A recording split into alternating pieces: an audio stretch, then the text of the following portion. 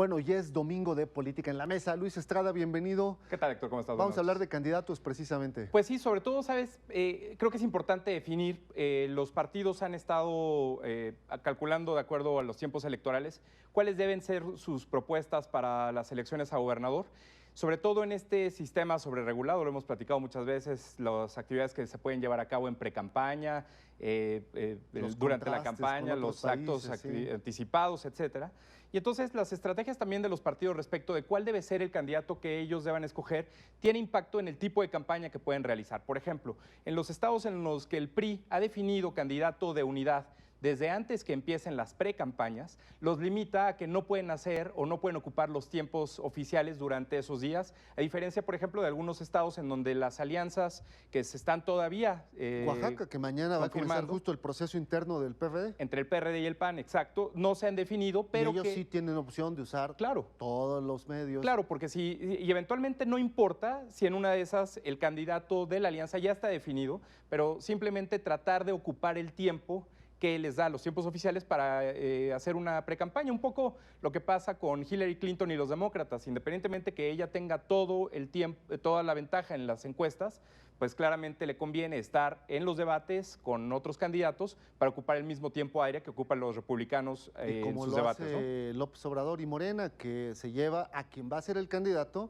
a participar en debates sobre la nación, etcétera, no sin decir este va a ser el candidato y después pues resulta que fue el candidato el que estuvo apareciendo todas las semanas. Y entonces ocupan más tiempo de tiempo aire, medios y discusión de las noticias, en las noticias, ¿no? Si te parece, vamos a ver cuál es el calendario electoral. Hay, pues como sabemos, elecciones en 13 estados. También se eligen diputados locales de mayoría relativa, de representación proporcional, y casi 1,000 municipios. Es un total de 1,365 cargos los que se ponen en juego en junio de 2016. En los estados donde ya hay alianza o donde sí se han declarado alianzas entre PAN, PRD, por ejemplo, Durango, en Hidalgo está la alianza del PRI Verde, Nueva Alianza, y en cambio está la coalición del PT y el PRD. En Oaxaca tenemos ya definida la alianza del PAN y el PRD. En Tlaxcala tenemos la alianza del PRI, Nueva Alianza, Verde y el PS. En Sinaloa está... Los partidos locales, los van a ser también un factor en esta elección. Junto con los independientes, no olvidemos, ¿no? En Veracruz también ya tenemos la alianza del PRI y la alianza del PAN-PRD definida. Y en Zacatecas la alianza PAN-PRD y PRI y el Partido Verde con Nueva Alianza.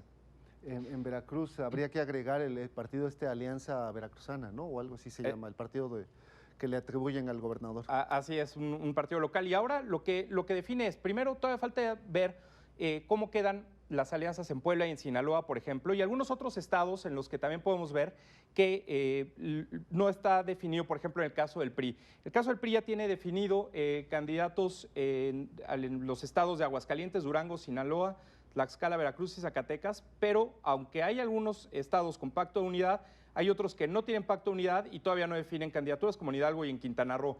En el caso del PAN, por ejemplo, tiene candidato definido en Aguascalientes, Tamaulipas y Tlaxcala, y todavía les falta definir en algunos otros estados, el más importante de ellos quizá el caso de Puebla.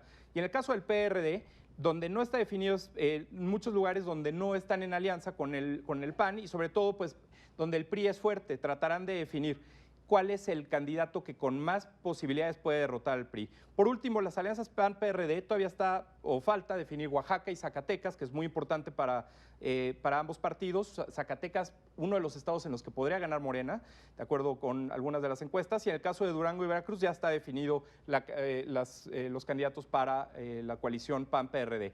Y entonces, bueno, pues lo que se deja ver en este escenario y número de candidatos es, por una parte, lo que el sistema te impide hacer en términos de campañas, precampañas y mensajes que pueden dar a la ciudadanía. No pueden decir cómo van las encuestas, no pueden dar algunas entrevistas, etcétera. De cualquier forma, todo el mundo lo hace y nada más cuidan algunas palabras para no decir palabras o verbos en el futuro, para que entonces no se vean como actos anticipados de campaña. Pero sobre todo me parece que volvemos a ver este escenario en el cual el PAN y el PRD se unen con la finalidad de derrotar al PRI como sea, y que entonces el PRI recurre al Partido Verde y algunos otros partidos para entonces generar 2 bloques de alianzas, no nada más partidos sueltos, y que entonces sean los candidatos de las alianzas, como tales, los que se enfrenten uno a otro en cada una de las elecciones. Y también veremos si se cumple esta paridad de género que está puesta en la Constitución en términos de candidaturas para presidentes municipales y congresos locales.